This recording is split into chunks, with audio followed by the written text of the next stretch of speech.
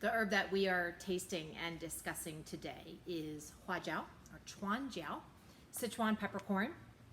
And this weekend, when we had guests over, I made a lot of Chinese small dishes, and it was really fun to talk to them about the flavor of Sichuan peppercorn in food, which made me think about we should be tasting it because it is also a medicinal that we use to treat illness. And Hua Jiao is classified as a lower herb from the Shenrong Bancao. As we know from all of these single herb discussions, a lower herb is a zuo, or sure substance. These are illnesses that are treating disease, and they relate to the earth layer in terms of the sansai, the heaven, earth, and human layer of treating illness. That when there is deep illness, pathogens, pernicious, this is when we turn to these lower herbs. So we can expect Hua Jiao, Chuan Jiao to be a much more powerful substance, a substance that we use and expect results fairly quickly, but it's also a substance that we're told we shouldn't use long-term, every day, or in large doses, just because inherently it's so powerful that it would be too much effect on the body for a long period of time. So the flavor and the nature of Hua Jiao is really fun. The Shenrong Bancao says that it is acrid and warm, but it does have some toxicity. The Mingi Bialu says actually it's greatly hot. Li Shizhen says Hua Jiao, Chuan Jiao's flavor is acrid and numbing. Its qi is quite warm and hot, receiving the yang influence from the south. Li Shizhen also tells us that Sichuan peppercorns are pure yang natured, and that's because its flavor is acrid, that's a yang flavor. Its qi is warming or hot, according to the Mingi Bialu, that's also a yang flavor.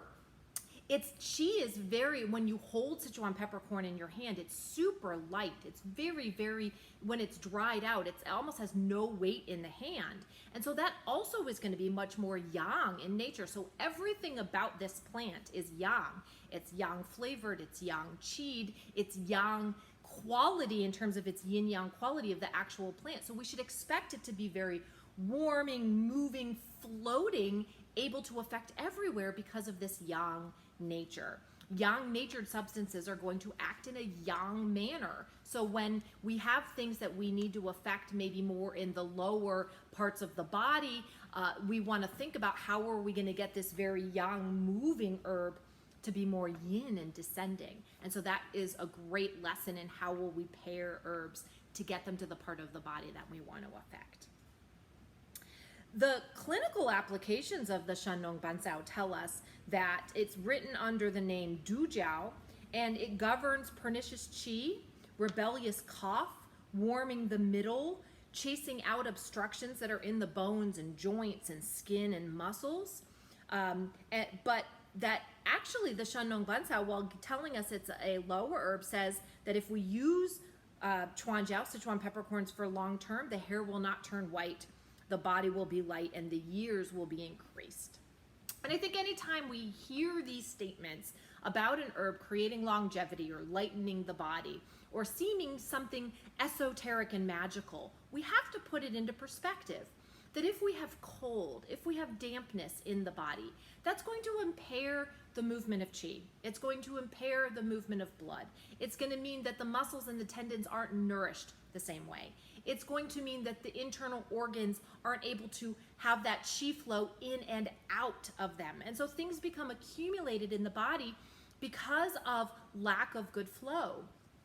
Sichuan peppercorns are definitely going to warm and make this good flow.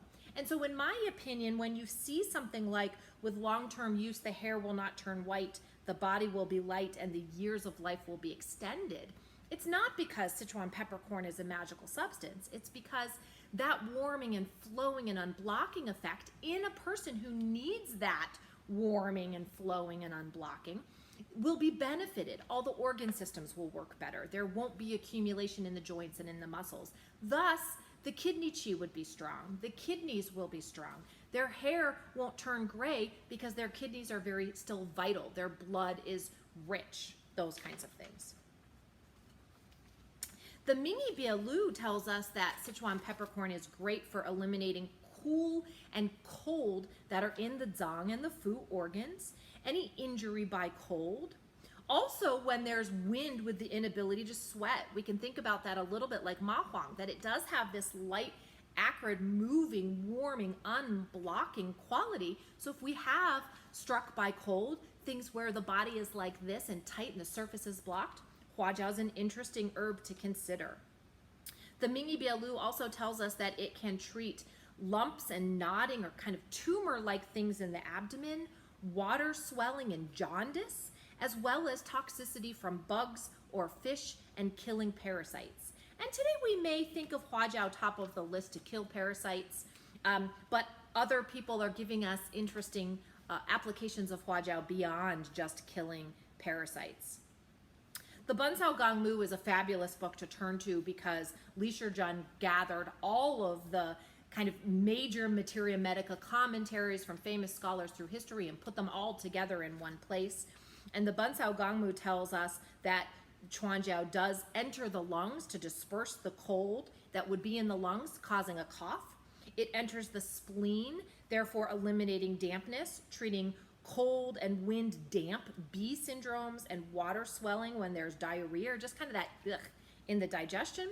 That Hua Jiao also can enter the right kidney in order to build the fire, and therefore treating yang decline in urinary frequency or weakness of the feet.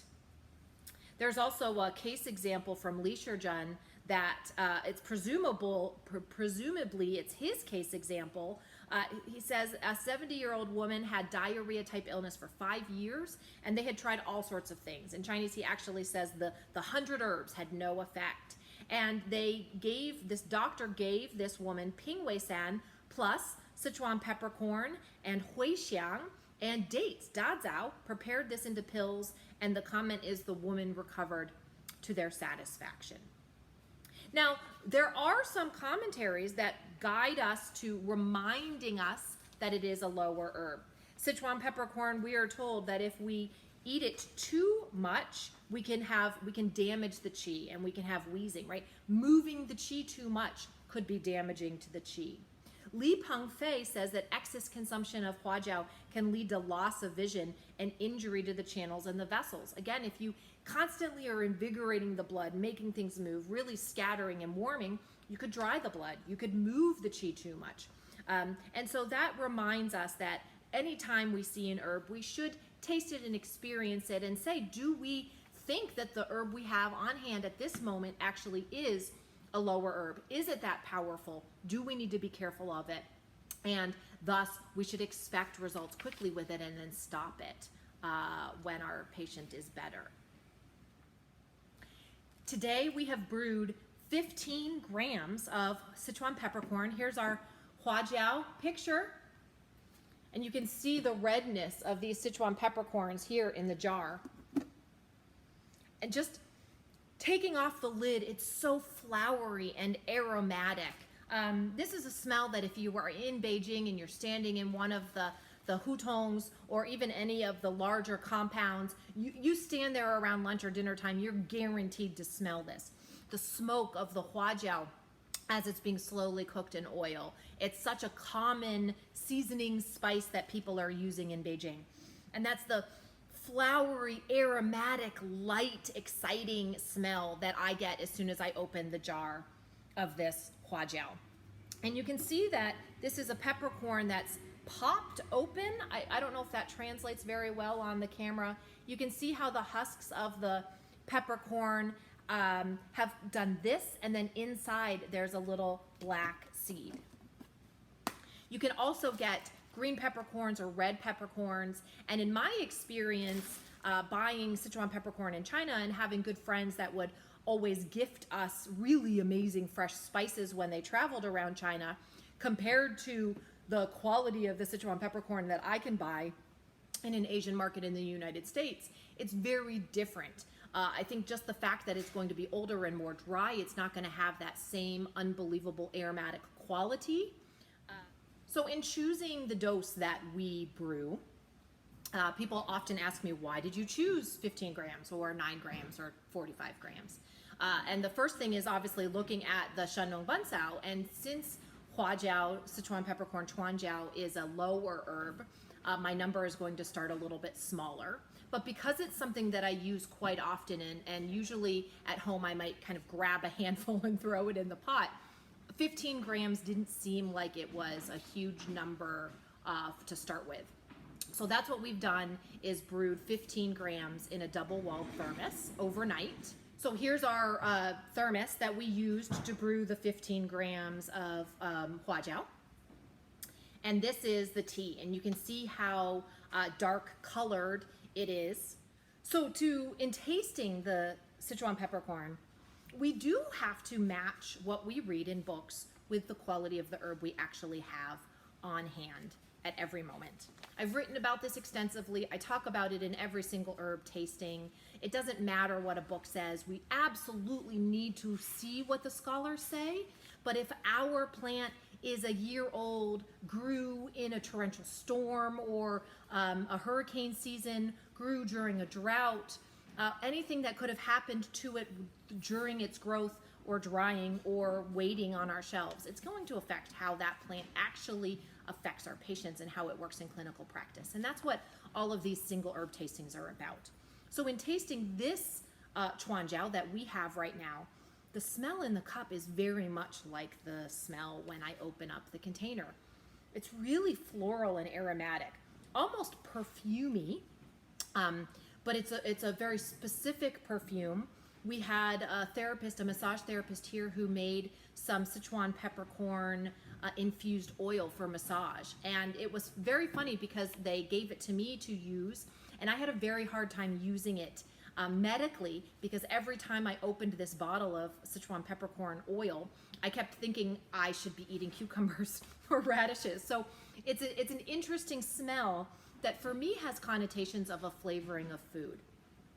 And what's interesting about brewing it as water, in a water preparation instead of warming it up in oil the way I typically do for food, is it's much more full-bodied. It's the smell and the taste has much more depth to it, whereas when you heat Sichuan peppercorns in oil, it has a very interesting kind of nummy taste in the oil, but I don't feel like it has quite this obvious dimension of flavors.